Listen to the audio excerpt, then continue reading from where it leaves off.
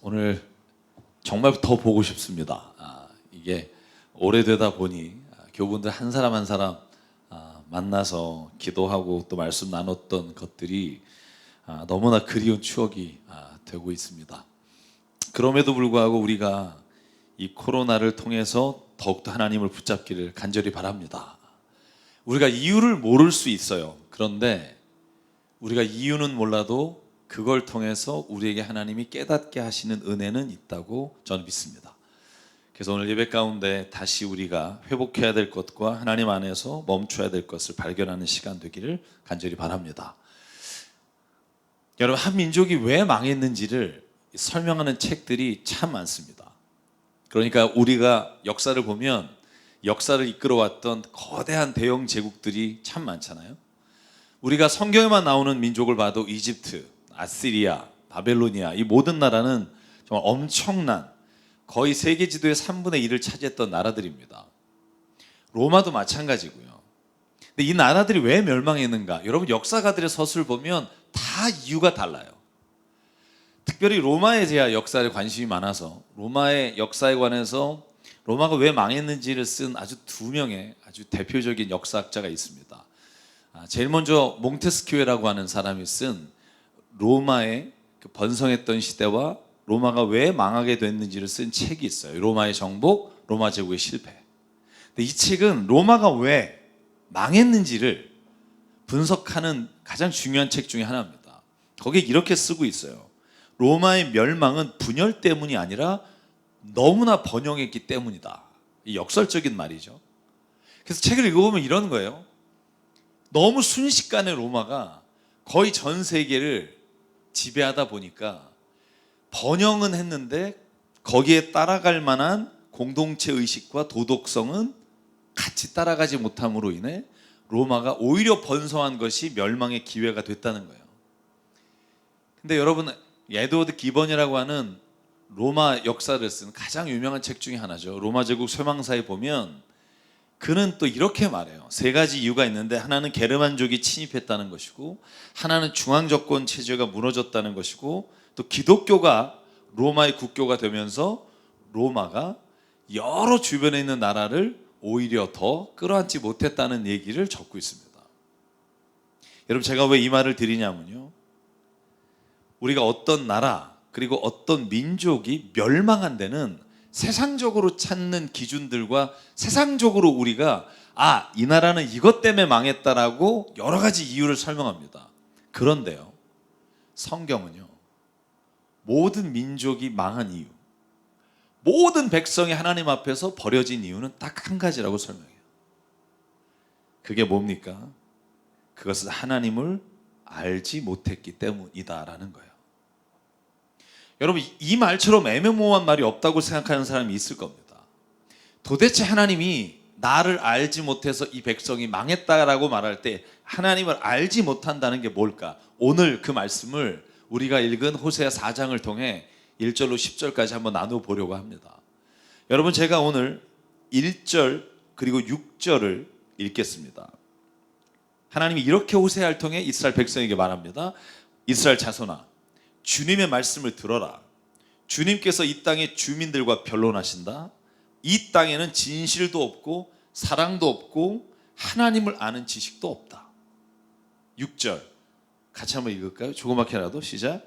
내 백성이 나를 알지 못하여 망한다. 내가 제사장이라고 하면서 내가 가르쳐 준 것을 버리니 나도 너를 버려서 내가 다시는 나의 성직을 맡지 못하도록 하겠다. 내 하나님의 율법을 내가 마음에 두지 않으니 나도 내 아들 딸들을 마음에 두지 않겠다. 하나님이 뭐라고 말씀하십니까? 이스라엘 자손이 왜 멸망했느냐? 딱 하나다. 하나님을 아는 지식이 없다는 거예요. 도대체 이게 무슨 말일까? 여러 가지 망한 이유가 있을 겁니다. 민족마다. 그러나 그게 이스라엘이든 바벨론이든 하나님은 한 가지를 말씀하십니다. 너희가 하나님을 아는 지식이 없어 망하게 됐다는 거예요. 여러분, 이걸 구체적으로 한번 보자고요. 오늘 2절과 3절에 보면 첫 번째 이유를 이렇게 설명합니다. 하나님을 아는 지식이 없기 때문에 나타난 현상이 2절, 있는 것이라고는 저주와 사기와 살인과 도둑질과 간음뿐이다. 사륙과 학살이 그칠 사이가 없다. 왜? 하나님을 아는 지식이 없어서. 3절, 그렇기 때문에 땅은 탄식하고 주민은 쇠약해질 것이며 들짐승과 하늘을 나는 새들도 다 야위고 바닷속의 물고기들도 씨가 마를 것이다. 사랑하는 여러분, 하나님을 아는 지식이 없다는 말은 오늘 2절과 3절을 보면 하나님을 아는 지식과 그러므로 하나님의 사랑과 하나님의 은혜를 기억하지 못하기 때문에 이 세상에 남아있는 것들은 사기와 저주와 살인과 도둑질과 학살이 남는다는 거예요. 여러분, 이걸 여러분 뭐를 통해서 알 수 있죠? 여기서 말한 게 다 십계명이라는 거예요.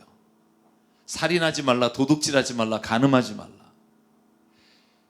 하나님을 아는 것이라는 건요, 쉽게 말하면 하나님이 말씀하신 계명을 내가 그 마음의 중심에 내 삶의 자리에 가장 중요한 것으로 여기지 않을 때 우리가 하나님께서 하지 말라고 하는 일들을 저지르게 될 때 그때 이 땅은 병들고 싸우고 망하게 될 것이라는, 저는 이것이 하나님의 말씀인 것을 믿습니다.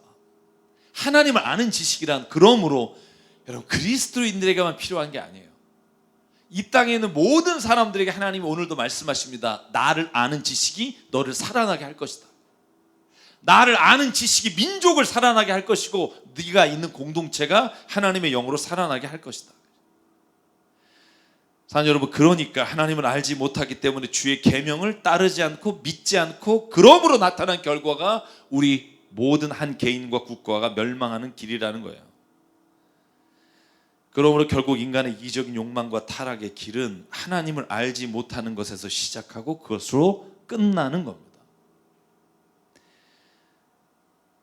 그것뿐이 아니라 오늘 모든 자연 만물도 인간이 하나님을 알지 못함으로 씨가 마르고 탄식한다라고 돼 있어요.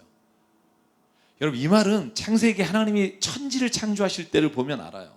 하나님이 모든 걸 다 창조하시고 인간에게 두 가지를 시키셨어요. 한번 이름 줘볼래? 그래서 하늘에 있는 모든 것과 땅에 있는 것과 바다에 있는 것에 네이밍을 해요. 이름을 붙인다고요.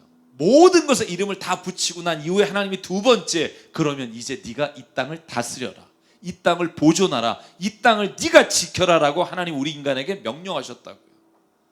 여러분, 그걸 모르기 때문에 자연을 내가 욕심의 욕망의 대상으로 이용하고 자연을 내 가진 모든 부를 축적하기 위한 것으로 삼기 때문에 자연이 단식하고 오늘 우리 인간에게 다시 비극적인 결과를 가져오는 일이 얼마나 많습니까? 사랑하는 여러분, 오늘 하나님 말씀하신 첫 번째 말씀을 기억하기 원합니다. 하나님을 아는 것이 없기에 우리 이 땅에 탄식이 시작됐다는 거예요. 여러분, 그런데 오늘 4절과 5절에 보면 또 하나의 하나님을 알지 못함으로 일어나는 일들을 기록합니다. 오늘은 제가 여기에 집중하려고 합니다. 4절과 5절 제가 읽을게요. 서로 다투지 말고 서로 비난하지도 말아라. 제사장아, 부르시는 거죠. 이 일로 내 백성은 너에게 불만이 크다. 그래서 낮에는 내가 넘어지고 밤에는 예언자가 너와 함께 넘어질 것이다. 내가 너의 어머니 이스라엘을 멸하겠다. 여기를 보시면 이스라엘을 멸망시키는 이유가 뭔지 아세요? 제사장이에요. 하나님을 알지 못하기 때문에 이스라엘을 다스리는 지도자, 제사장들이 타락하고 그러므로 오늘 한 나라가 멸망하는 길로 들어간다는 겁니다. 여러분, 두려운 말입니다. 왜 지도자가 중요합니까? 지도자는 방향을 잡는 사람이기 때문에 그래요.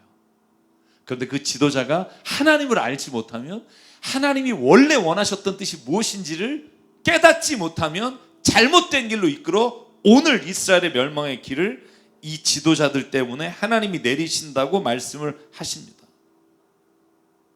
여러분, 그리고 제사장들에게 하신 말씀이 6절로 10절까지예요. 제가 6절을 읽어볼게요. 제사장이 이렇게 말합니다. 내 백성이 나를 알지 못하여 망한다.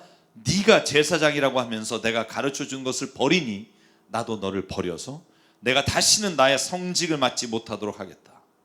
7절, 제사장이 많아지면 많아질수록 나에게 짓는 죄도 더 많아지니. 여러분, 이거 재밌죠?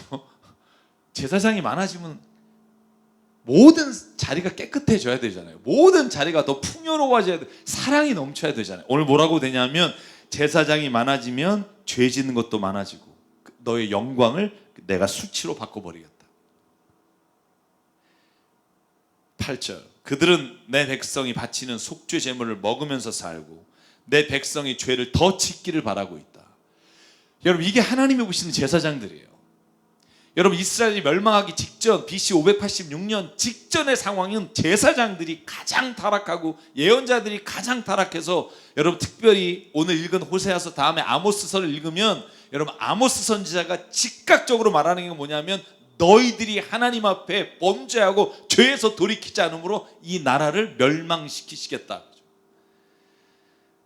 왜냐하면 하나님의 법을 마음에 두지 않고 백성에게 그저 더 받기만 하고 더 죄를 이끌어 가는 게 제사장이기 때문입니다. 여러분 제가 여러분에게 누누이 말합니다. 오늘날 교회가 목회자가 중심이 되면 안 됩니다. 예수 그리스도를 통해 제사장과 레위를 비롯한 모든 종교 지도자들에게 더 이상 특권을 주지 않으신 게 십자가의 은혜예요. 어떤 사람도 그게 목사든 그게 집사님이든 평신도든 어떤 사람도 예수 그리스도의 십자가 앞에 누구나 다 똑같다는 거예요. 왜? 예루살렘을 멸망시키시면서 하나님이 선언하신 거예요. 더 이상 이곳에는 너희 위에 누가 있지 않고 내가 너희를 직접 만나 내가 너희에게 성령을 부어주겠다. 할렐루야. 성령을 누굴 통해서 주지 않고 내가 내 영을 너에게 부어줄 테니. 여러분 예레미야, 에스겔 모든 말씀이 딱 하나로 집약돼요. 이제는 내가 내 영을 너에게 직접 주겠다. 이게 사도행전에서 사도들이 주의 성령을 체험하면서 완성돼요. 여러분 고린도서 12장 27절 30절 보실래요? 사도 바울이 교회를 향해 이렇게 말해요. 여러분 그리스도의 몸입니다. 따로 지체들입니다. 하나님께서 교회 안에 몇몇 일꾼을 세우셨습니다. 그들은 첫째는 사도요, 둘째는 예언자요, 셋째는 교사요, 기적을 행하는 사람이요, 병 고치는 은사가 있는 사람이요, 남을 도와주는 사람이요, 권하는 사람이요, 관리하는 사람이요, 방언하는 사람이요. 그러나 모두가 사도이겠습니까? 모두가 예언하겠습니까? 모두가 교사이겠습니까? 모두가 통역하는 사람이겠습니까? 무슨 말이에요? 여러분 여기에 사도라든가 목회자라든가 교사라든가 모든 사람이 다 하나님 안에서 한 교회를 이뤄가는 하나의 지체일 뿐이라는 거예요. 교회가 왜 망합니까? 지도자 때문에 망합니다. 왜 하나님께서 성직이라는 이름으로 특권을 목회자에게 주지 않으셨는지를 깨달아야 합니다. 왜냐하면 타락한 지도자가 얼마나 큰 비극을 이스라엘 안에서 일으켰는지 우리가 생생하게 보기 때문에. 다시 한번 기억하십시오. 여러분이 하나님의 제사장이며 여러분이 하나님의 백성이며 여러분이 하나님이 불러서 자신의 소유로 만드신 하나님의 사람입니다. 베드로전서에 베드로 사도가 고백하잖아요. 그러므로 여러분 택하심을 받은 족속이요 왕같은 제사장이요. 여기에 여러분은요 베드로가 자기가 아는 모든 교회를 향해 쓴 편지예요. 당신 한 사람이 제사장입니다. 여러분 제가 아무리 말을 해도 여러분은 교회에 다니는 모든 그리스도인은 목사를 제사장처럼 봐요. 여러분이 어둠에서 불러내서 놀라운 하나님의 일을 일으킬 사람이고 여러분이 하나님의 일을 세상 가운데 던져줄 사람이며 이전에는 하나님의 백성이 아니었으나 지금은 하나님의 사람으로 여러분의 삶의 자리에 여러분이 가는 직장과 여러분이 가는 자리에 하나님의 제사장으로 여러분을 보내셨는데 늘 목회자에게 의존하고 교회 지도자에게 의존하는 신앙을 강조하는 모든 것들로 인해 저는 하나님의 원래의 뜻이 다 무너져 버렸다고 생각해요. 여러분 기억하십시오. 호세아가 오늘 말하는 것은 교회 지도자들이 양극단으로 나눠져 싸우고 그들이 권력에 빌붙어서 자기의 교회가 자기가 믿고 있는 어떤 것을 채우기 위한 수단으로 종교를 쓰는 사람이 너무나 많다는 거예요. 교회가 5만 개입니다. 여러분 전도사 목회가 10만 명입니다. 어떤 분이 통계를 냈는데 편의점보다 많아요. 이런 편의점 진짜 많잖아요. 교회가 편의점보다 훨씬 많아요.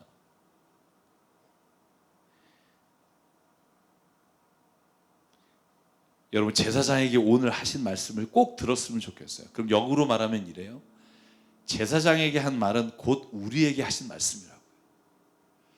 만약에 구약의 제사장아 들어라. 너희가 하나님 하나님을 알지 못함으로 라고 말했다면 지금 제사장이 없는 이 땅에 모든 예수 그리스도가 머리 되시는 지체가 된 우리의 삶에 오늘 이 말씀은 각자에게 주신 하나님의 음성이라고요. 제발 너희들 4절 다투지 말고 비난하지 마라. 내가 너희가 넘어질 것을 너무나 잘 알기 때문이다. 여러분 요즘 보면 교회 지도자 그리고 각 교회마다 자기가 지지하는 정당이나 정치 지도자 편에 서서 설교하시는 분들 너무 많아요. 저는요 너무너무 싫어요. 간득상에 올라가서 왜 이딴 짓을 하는지 모르겠어요. 왜 올라가서 자기가 지지하는 정당, 자기가 좋아하는 정치인, 왜 그딴 얘기로 시간을 낭비하고 주님이 우리에게 주신 말씀이 아니라 왜 세상의 것을 따라가는 것에 편에 서서 그 구호를 외치며 이게 진리라고 떠드는 잘못된 목사의 말을 듣고 있어야 되는지 모르겠어요. 여러분 지치지 않으십니까? 전 지쳐요. 여기는요 정치가 세상의 논리가 들어오지 말아야 될 것이 교회잖아요. 세상의 어떤 부와 가난이 교회 안에서도 정말 사람을 무시하고 멸시하는 이유가 돼서 안 되고, 여기 어떤 권력이 있는 자가 들어와도 하나님 앞에 모두가 다 똑같은 자리가 돼야 되고, 나와 다른 편에 있기 때문에 정치적 입장이 다르기 때문에 예수를 같이 믿는데도 등지는 게 아니라 예수님 때문에 내가 다른 생각을 가지고 있음에도 불구하고 하나가 될 수 있는 게 십자가의 은혜고, 여러분 왜 세상이 교회를 무서워하고 왜 세상이 우리를 막 떨질 않고 교회를 무시하고 우습게 보는 줄 아세요? 교회가 정치 집단에 빌붙어 있기 때문이에요. 얼마나 부끄러워요. 왜? 여러분 우리가요 어느 편을 들지 않고 진짜 하나님의 말씀을 선포하면 세상은 두려워해요. 내가 이 일을 할 때 그 많은 그리스도인들이 어떻게 볼까 두려워해요. 근데 지금은 어때요? 각자 자기가 좋아하는 지도자 자랑을 늘어놓고 그 사람 편을 들라고 말하고, 교회는요 어떤 편에 나눠져서 누구나 다 저 교회만 내 편 만들면 된다는 생각으로 바뀌는 이 세상이, 하나님이 오늘 탄식하며 호세아를 통해 말씀하시는 거예요. 제사장들아, 다시는 내가 너희들에게 내 성직을 맡기지 않겠다. 여러분 사람들이 교회를, 하나님의 영을, 하나님의 살아계심을 두려워할 수 있어야 돼요. 세상의 지도자들이 교회 내 편이야, 이쪽 교회 내 편이야가 아니라 이쪽 교회 다니는 사람은 내가 비록 그와 친해도 하나님의 말씀을 따라가지 않으면 나도 버림받을 수 있으라고 두려워할 수 있어야 그게 교회라고. 교회 지도자를 잘 꼬시기만 하면 자신들을 지지해주고 자기 정당이 앞으로 표를 더 얻게 된다는 것이 교회가 하는 짓이라면 우리가 뭐 하려고 교회를 합니까? 여러분 독일이 나치 치하에 있을 때 히틀러가 교회를 이용해서 교회를 탄압했다는 거 아세요? 제가 좋아하는 교수님이 쓴 책이 있어요. Macht und Glaube라는 책이에요. 권력과 신앙이라는 책. 이게 세계대 2차 대전 때 히틀러 연구한 책이에요. 히틀러가 교회를 탄압할 때 절대로 나치를 하지 않았어요. 교회가 교회를 탄압하게 했어요. 흔히 독일인들은 독일인을 탄압하고 기독교인들이 기독교인을 탄압했다고 이 책에 기록하고 있는 내용 제가 읽어드릴게요. 나치로 가장한 기독교에 부역한 기독교인들과 지도자들이 나치를 반대하고 저항한 기독교인들을 탄압한 시대였다. 나치에 부역한 빌붙은 기독교인들도 기독교인이었고 나치에 저항한 기독교인들도 기독교인들이었다. 구체적으로 표현하자면 나치 당원이 된 기독교 지도자와 교회들이, 기독교인들이 교백교회를 외치며 주님이 살아계시다고 외치는 지도자와 교인들을 핍박하게 만든 것이다. 그러므로 교회는 분리되고 정권의 비호 아래 교원을 누리려는 교계와 불의에 항거하는 핍박을 감내하는 교계로 나눠져 기독교는 나치에 의해 분리되었다. 과연 누가 진정한 기독교인인가? 오늘날 우리나라를 보면 똑같은 일이 일어나요. 그것은 여든 야든 어느 정당이든 상관없어요. 교회는 어떤 특정한 정치 지도자 정당을 지지하는 게 아니라 어떤 사람을 내가 지지하기 때문에 그 사람이 하는 모든 게 옳다고 말하는 게 아니라 우리는 눈을 열어 하나님을 아는 지식으로 사람을 봐야 되고 하나님을 아는 지식으로 정당을 봐야 되고 하나님을 아는 지식으로 현실을 봐야 돼요. 코로나19 방역하는데도 왜 이렇게 나눠질까요? 사랑하는 여러분, 교회 지도자들 가운데 우리가 어떻게 하면 진짜와 가짜를 구분할 수 있을까요? 어려워요. 여러분, 성경에도요, 진짜 선지자, 거짓 선지자라는 우리가 구분하는 사람들이 있어요. 예를 들면 예레미야 시대에 하나냐라고 하는 선지자, 우리가 볼 때 둘 다 예레미야는 하나님의 진짜 선지자, 하나냐는 가짜 선지자라고 말하지만 성경에는요, 가짜 선지자란 단어 자체가 없어요. 그냥 나비예요. 예레미야도 나비고 아나냐도 나비예요. 예언한 내용도 시작과 끝이 거의 똑같아요. 한번 보실래요? 예레미야서 28장 1절로 4절이에요. 하나냐라고 하는 사람이, 예언자가 예레미야가 너희가 망한다, 바벨로니아에게 멸망될 것이다 라고 선포할 때 하나냐가 오히려 예레미야를 묶어놓고 예언을 말씀을 선포하는 장면이에요. 이렇게 돼 있어요. 같은 해 곧 시드기야가 유다 왕이 되어 다스리기 시작한 지 4년째 되던 5달에 일어난 일이다. 기브온 사람 아수리의 아들 하나냐라는 예언자가 있었는데 그가 주님의 성전에서 제사장들과 온 백성이 보는 앞에서 나에게 이렇게 말하였다. 나 만군의 주 이스라엘의 하나님이 말한다. 여러분, 하나냐가 말할 때 오히려 내가 말한다라고 하지 않아요. 만군의 주 이스라엘 하나님이 말한다. 예레미야와 똑같은 이야기를 해요. 내가 바벨로니아 왕의 멍에를 꺾어버렸다. 바벨로니아 왕 느부갓네살이 이곳에서 탈취하여 바벨로니아로 가져간 주의 성전의 모든 기구를 내가 친히 2년 안에 이곳에 다시 가져오겠다. 와, 얼마나 듣는 사람 기분 좋겠어요. 이런 말이에요. 일제시대 때 압박당하고 있는데, 일제가 우리를 핍박하는데 어느 한 목사님은 나와가지고 우리가 회개하지 않으면 우리가 일본의 압제에 우리가 더 당하게 되고 나라를 잃게 될 겁니다. 그때 여러분 어떠세요? 이런 헛소리하고 있네. 내가 하나님의 말씀을 전한다. 3년 안에 하나님이 일본을 물리치시고 우리를 구원해 주실 거다. 걱정하지 마라. 누구 말이 더 들리겠어요? 4절은 더 합니다. 하나냐가 말합니다. 유다왕 여호와김의 아들 여고냐와 바벨로니아로 잡혀간 유다의 모든 포로도 내가 이곳으로 다시 데려오겠다. 나 주의 말이다.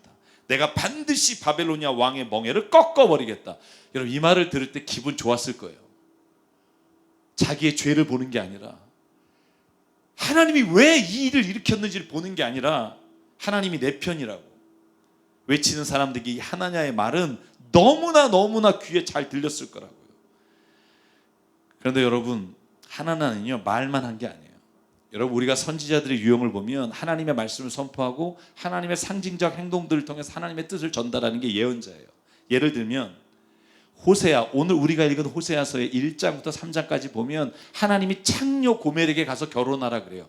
아니, 예언자가 창녀랑 결혼하는 걸 어떻게 용납할 수 있겠어요? 근데 성경에 보면 1장 2절 3절에 이렇게 돼 있어요. 주님께서 처음으로 호세아를 시켜 이스라엘 사람들에게 말씀하실 때 주님께서 호세아에게 다음과 같이 말했다. 너는 가서 음란한 여자와 결혼하여 음란한 자식을 낳아라. 이 나라가 주를 버리고 떠나서 음란하게 살고 있기 때문이다. 호세아가 그래서 디블라임의 딸 고멜과 결혼하였다. 임신하여 아들을 낳았다. 이건 호세아가 자기 개인적인 삶이 아니라 하나님이 창녀와 같은 고멜을 아내로 삼아 그가 집을 나갔을 때 다시 데려와 그녀를 자기 아내로 삼는 것처럼 이스라엘을 포기하지 않겠다는 걸 그의 삶을 통해 보여주시는 거예요. 여러분, 그런데 예레미야서를 보면 하나냐도 똑같이 그래요. 28장 10절이에요. 예언자 하나냐가 예레미야의 목에서 나무 멍에를 빼어서 꺾어버리면서 말하는 거예요. 얼마나 설득력이 있어요. 예레미야가 지금 멍에를 메고 있는데 멍에를 잡아다가 꺾으면서 바벨로니아에게 모든 진 멍에를 내가 너희를 풀어주겠다. 민족의 모든 목에서 내가 이 모든 것들을 벗겨내겠다. 듣는 사람들은 기분이 좋았을 거라고요. 그러나 여러분, 그 좋은 말이 하나님의 뜻을 아는 것과는 완전히 다른 길을 이스라엘 백성 가운데 보여줬고요. 결국 이스라엘은 귀에 듣기 싫은 예레미야나 이사야나 호세아의 말을 버리고 하나냐나 미가 같은 잘못된 예언을 하는 자의 말을 따라 결국 완전히 멸망합니다. 사랑 여러분, 오늘 하나님이요 호세아 3장 1절 2절로 이렇게 우리에게 말합니다. 주님이 나에게 말씀하셨다. 저는 이 말을 읽을 때마다 눈물이 나요. 호세아가 고멜하고 결혼했잖아요. 창녀하고 애 둘 낳고 집 나갔어요. 다시 데리러 가요. 그때 하나님이 호세아에게 하신 말씀이에요. 같이 한번 1, 2절 읽어볼까요? 3장 시작. 너는 다시 가서 다른 남자의 사랑을 받고 음녀가 된 그 여인을 사랑하여라. 이스라엘 자손이 다른 신들에게로 돌아가서 건포도를 넣은 빵을 좋아하더라도 나 주가 그들을 사랑하는 것처럼 너도 그 여인을 사랑하여라. 그래서 나는 은 15세켈과 보리 한 호멜 반을 가지고 가서 그 여인을 사서 데리고 왔다. 여러분, 이 호세아의 마음을 생각해 보시네요. 창녀랑 결혼해서 안착을 시켰는데 도망간 여자를 데려오래요. 왜? 이스라엘이 이와 같다. 근데 나 있잖아, 결코 너를 못 버린다. 네가 아무리 다른 신들에게 가도 나는 너를 결코 놓지 못해. 호세아야, 네가 이걸 너의 삶을 통해 보여다. 저는 오늘 하나님께서 우리에게 그렇게 부탁하신다고 생각해요. 지금 코로나를 비롯한 여러 가지 현상을 통해 하나님이 이 땅에게 보여주시는 무언가 돌이킬 게 있다고 저는 믿어요.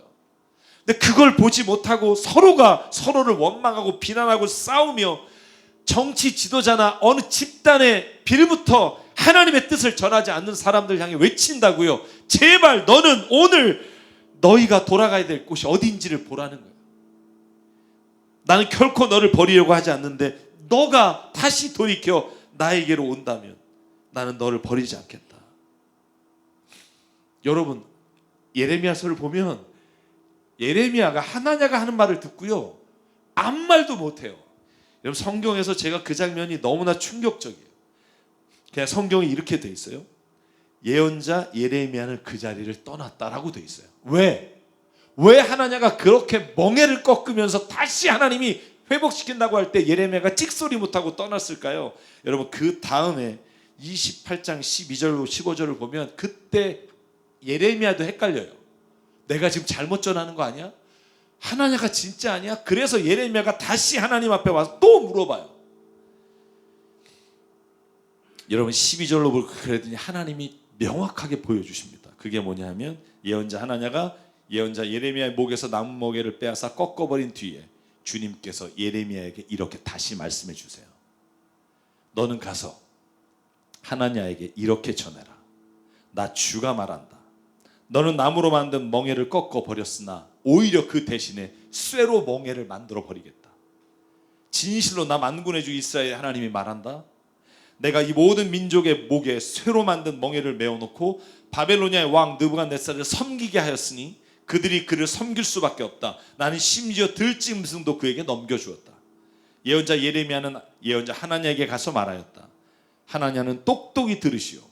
주님께서는 당신을 예언자로 보내지 않으셨는데도 당신은 이 백성에게 거짓을 믿도록 하였소.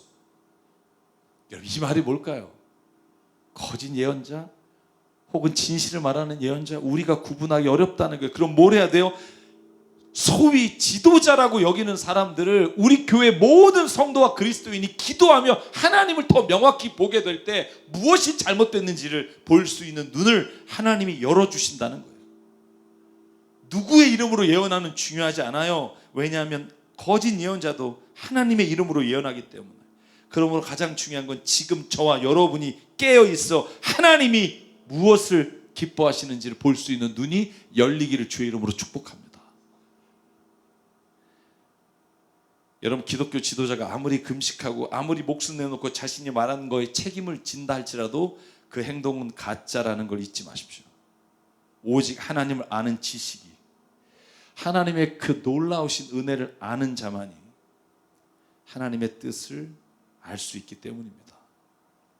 사랑 여러분, 교회 목사를 따르지 마십시오. 그 목사가 어떤 말을 하느냐를 보십시오. 그리고 그 사람이 무엇을 하느냐를 보십시오. 아무리 과거에 진실한 목회자라고 해도 지금 그가 똑같은 진실한 목회자라고 착각하지 마십시오. 성경에 보면 어느 순간에 진짜 예언자가 권력에 붙어 거짓 예언자가 되는 경우가 많다는 것을 우리가 알기 때문입니다. 여러분, 저도 믿지 마십시오. 저도 지체 중에 하나고요. 여기 있는 모든 분들이 다 하나님 안에서 서로가 서로에게 성장할 수 있도록 하나님이 보내신 주님의 사람들입니다.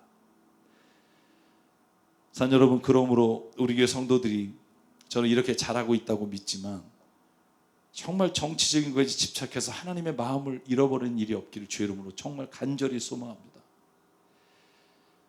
제가 마지막으로 여러분들이 질문 많이 한 거에 대답하고 마치려고 합니다. 저에게 정치적 입장을 좀 밝혀달라는 분들이 많아요. 너 누구냐 이렇게. 제가 정치 얘기를 잘 안 하니까. 왜 국가가 어려울 때 설교에 정치적인 얘기를 안 하냐. 제가 지금 왜 얘기를 안 했는지는 말씀드렸다고 생각하고요. 제가 일일이 대답하지 않아도 된다고 생각하는 이유는요, 교회 지도자가 어느 편에 서는 순간 더 이상 세상 사람도 우리를 두려워하지 않기 때문이에요.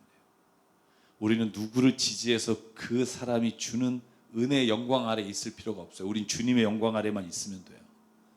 세상의 권력이 주는 편한 길을 갈 필요가 없어요. 때로는 옳은 얘기를 하다가 불편하면, 힘들면 그 길이 하나님이 주신 길이라고 가면 돼요.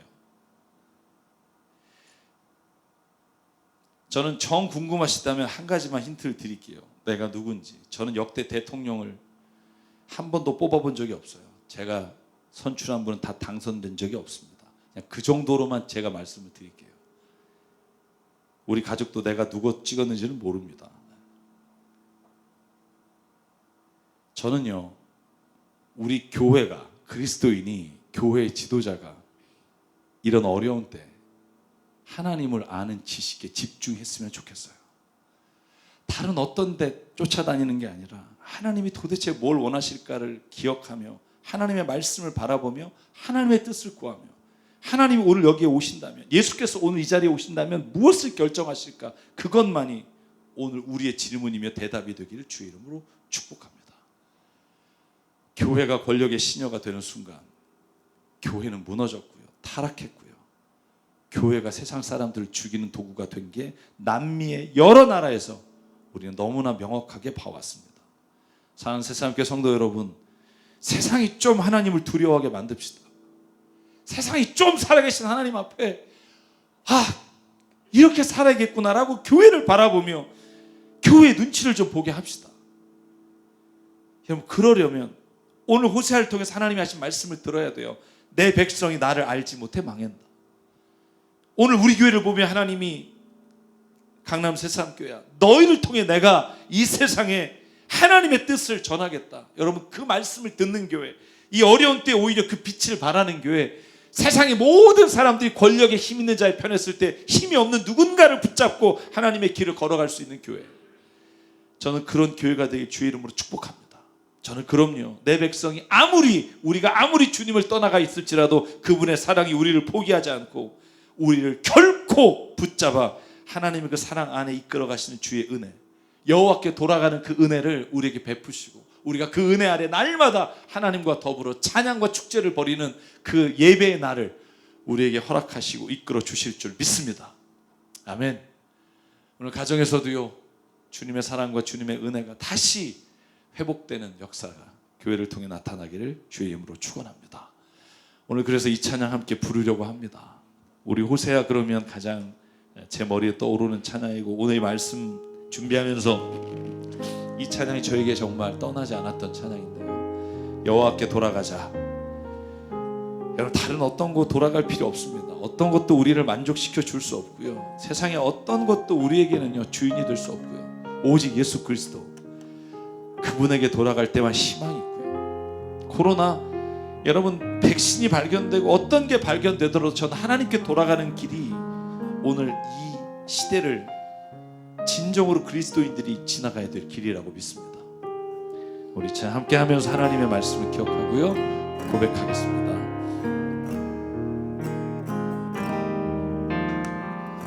내 백성이 나를 떠나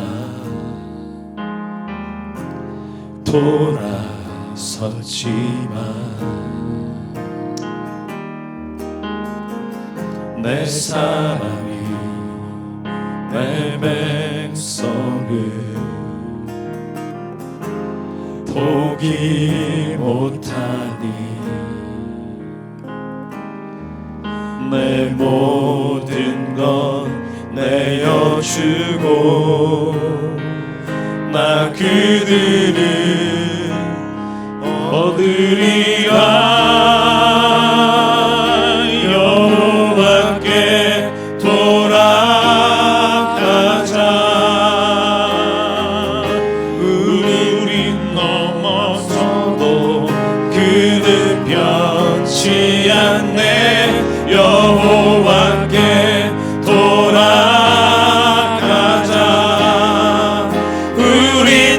넘어져도 그 사랑 영원하네. 우리 한 번 더 부를까요? 내 백성이. 내 백성이 나를 떠나 돌아섰지만 내 사랑이 내 백성을 포기 못하니 내 모든 것 내어주고 나 그들을 얻으리라. 여호와께 돌아가자. 우린 돌아서도 그는 변치 않네. 여호와께 돌아가자. 우린 넘어져도 그 사랑 영원하네. 사랑은 오래 참고 자신을 내어주네. 서로 살아갈 때 세상은 주오네. 사랑은 절대 지지 않네. 사랑은 오래 참고 자신을 내어주네. 서로 살아갈 때 세상은 주보네. 사랑은 절대 지지 않네. 여호와께 돌아가자. 우린 돌아서도 그는 변치 않네. 여호와께 돌아가자. 우린 넘어져도 그 사랑 영원하네. 여호와께 돌아가자. 우린 돌아서도 그는 변치 않네. 여호와께 돌아가자. 우린 넘어져도 그 사랑 영원하네. 아멘. 이 시간 함께 기도하겠습니다. 우리 기도합시다. 하나님 말씀 기억하며 우리가 돈이 없어, 우리가 그리스도인이 모자라서, 우리가 힘이 없어 여호와의 길에 들어서지 못하고 하나님의 길을 가지 못하는 것이 아니라 하나님을 알지 못하여 하나님을 알면서도 그 길을 따르지 않아 오늘 우리가 허망한 가운데 있는 모습을 바라봅니다. 하나님, 나를 사랑하시는 주님, 결코 나를 버리지 않으시는 주님, 오늘 내가 주님을 붙잡기를 원합니다. 다시 죄에서 돌이켜 하나님을 붙잡고 가기를 원합니다. 이 땅의 모든 그리스도인이 오직 주님만을 바라보며 세상의 어떤 권력과 어떤 부와 명예가 아니라 하나님의 주신 것 붙잡고 가기를 소망합니다. 오늘 주의 말씀을 기억하며 내 삶의 주님이 그 인도자가 되어주시고 우리 교회, 한국교회 하나님이 주인이 되어주시사 그 길을 걷게 해달라고 이 시간 말씀을 기억하며 우리가 한 목소리로 주님 앞에 통성으로 기도하겠습니다. 사랑하는 하나님 감사합니다. 아버지 하나님 오늘 우리를 붙잡아 주시옵소서. 아버지 내 안에 주의 사랑하심과 주의 말씀과 주님의 계명이 우리 안에 확실한 친구가 아버지 우리 사람의 눈치를 보는 게 아니라 오직 주님만 아버지 세상에 필요한 것 돈과 명예와 권력이 우리에게 너무나 절실하지만 아버지 하나님 넘어져도 그 사랑 영원하네.